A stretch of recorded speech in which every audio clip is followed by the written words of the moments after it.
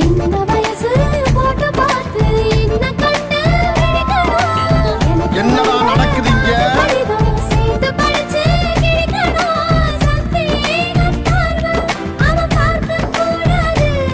நான் சந்தேகமா பார்த்தா அவன் விரலக் கூடாது. என்ன பாராட்ட வேணாம், ரொம்ப சீராட்ட வேணாம். ஒரு பார்வை அது போதும் எப்போதும். நக்கு. சரி. பாடியும் வேணாம், மைக் டைசன் போல